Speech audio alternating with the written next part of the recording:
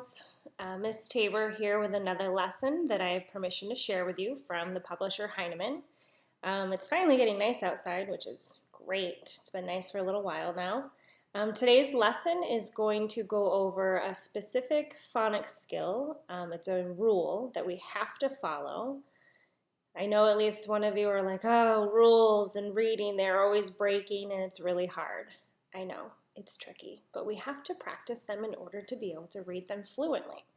After we have our phonics skill, we will go over a new book, which the book does not match our weather. So think about what could our book be about if it does not match our weather right now. But I do enjoy the book. It is a nonfiction story. Shouldn't say story necessarily, but it's a nonfiction text and it's pretty interesting. All right, so let's go ahead with our new phonics skill. Don't mind my coffee this morning. I finally feel good enough where I can drink my coffee and take a video at the same time. New skills. All right, if you read what is on my screen, it says adding ed to the end of a verb makes it past tense. It also makes 3 different sounds. So think really quick, how do you make a word past tense, meaning it already happened? You add an ed to the end. So today we're going to be adding ed to the ends of words. Now if you paid attention to this other statement, it makes 3 different sounds. 3 different sounds. Ooh, my nail polish is really nice.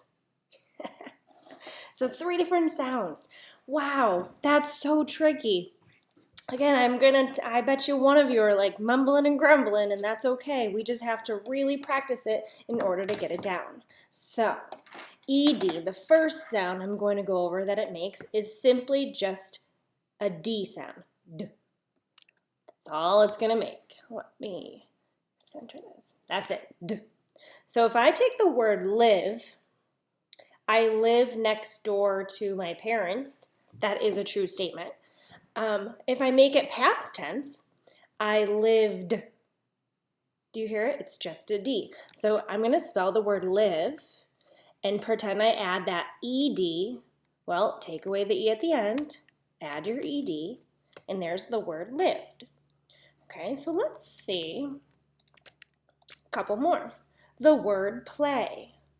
Well, if your mom or dad tells you to go outside and play, that's one way. But if you already did it, yesterday I played. I just hear that D at the end, even though it's still an ED. Okay, one more.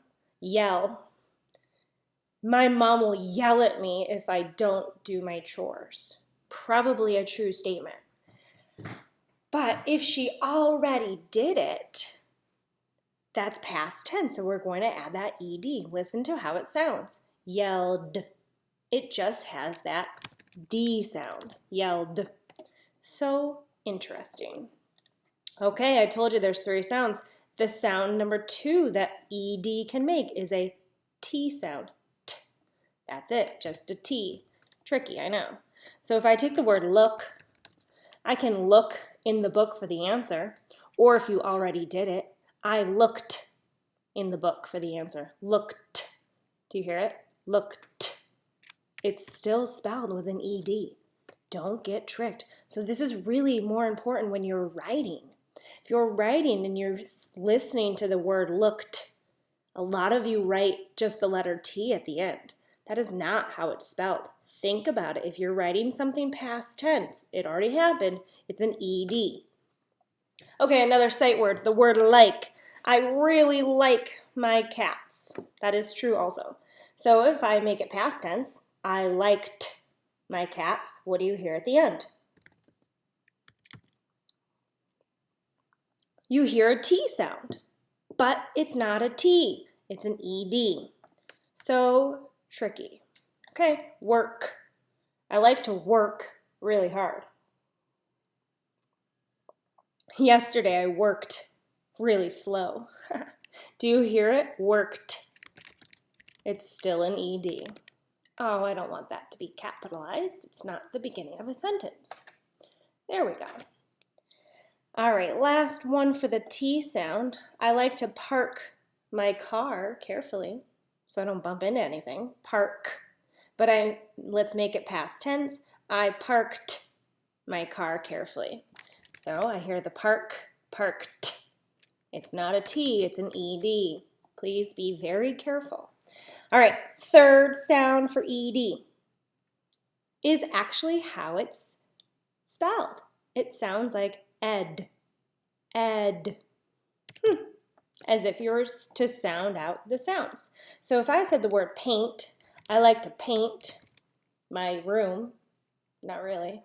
But if I already did it, I painted my room. Do you hear it? Painted, painted. You can really actually hear both letters, the E and the D. I plant flowers from seeds, or I planted flowers from seeds. Sometimes it sounds like an I, an I, if you say it really fast. But again, you have to remember the rule. It's past tense, it already happened, it's an ED. That's the most important thing to remember. ED. I also want to remind you that when it sounds like the ED, it actually adds an extra syllable. Listen to me clap, painted, painted. How about planted, planted. If I do the other ones, lived, played, yelled. So when it sounds like the ED, the ed, it actually adds an extra syllable. Interesting, huh? Alrighty, my friends. New book. Remember I said that it does not match our weather outside? It really doesn't. Take a look. Whoa. So awesome. This is called All About Sled Dogs. It is one of our series because it's part of the All About series. And it's about sled dogs, which is really not the weather that we have right now. But there's a little bit of a surprise that might shock you at the end or be like, what? I didn't know that. Or maybe you're smarty pants and you did know that. The point of reading nonfiction is to gain information or to confirm information that you already know or to compare it to what you already know, okay? So you can gain information based on looking at the text, the words, reading it, or pictures provide a lot of information. Now think, do you know anything about sled dogs?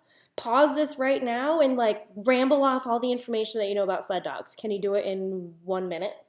If I was at my table right now, I would set my timer for 1 minute and have you talk to somebody. Do it. 1 minute. Sled dogs. Go. Okay, minute's up. Just kidding, it wasn't, but this is a video and it can't be that long. So I'm going to read this for you and then I want you to read it in the way that you do after me. The way that you will get better is if you read it also. If I do all the work, you'll only get a little bit better. So let's get started. All About Sled Dogs. This is by Eric Michaels. Our LLI books are all written by different authors, and the illustrations or pictures are also compiled by different people. So a lot of people work together to create these books, which is amazing. All right, let's get started. All About Sled Dogs. Sled dogs are running in a race. Look at how fast they run. Sled dogs love to run fast. Remember, when an author writes a word in dark bold, it means they really want you to say it, or it means they want you to look up what the word means. Now, we know what love means, so we don't need to look that up. Okay? So they love to run fast. Think, sled dogs love to run fast. Is that a fact? Is that absolutely true? Can you prove it? Can you ask them? Can you question the dogs? Or is that an opinion? That's a tricky one.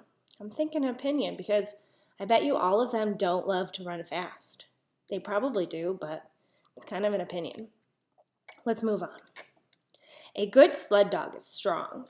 It can run fast while it pulls a sled. It works well with other dogs.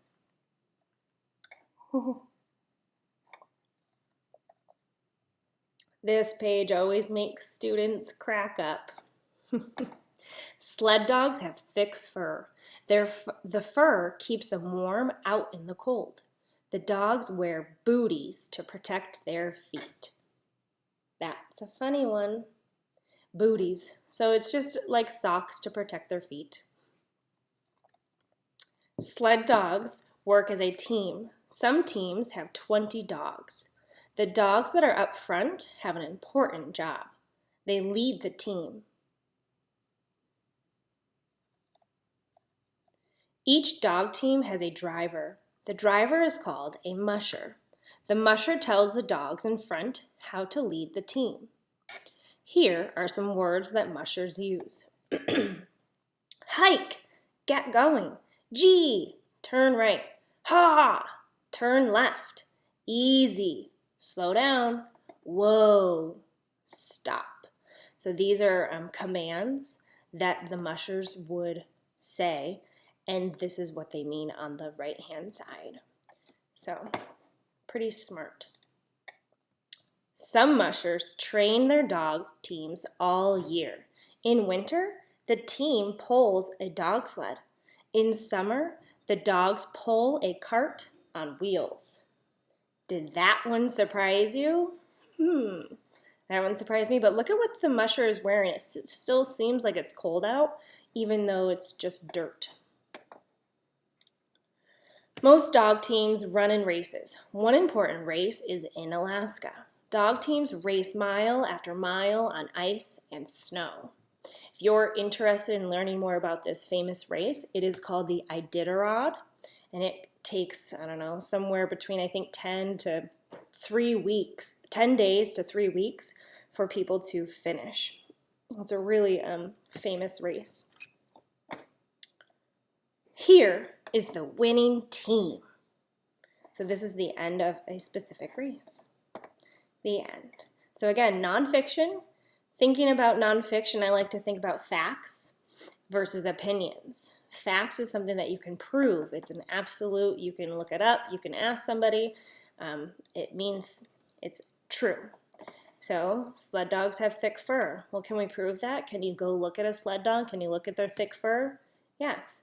Are there some cases where some might not have thick fur? Sure, but that's a fact. Sled dogs have thick fur. How about each dog team has a driver? Is that a fact or an opinion? That's a fact. You can go watch them. They have a driver. Even more specific, the driver is called a musher.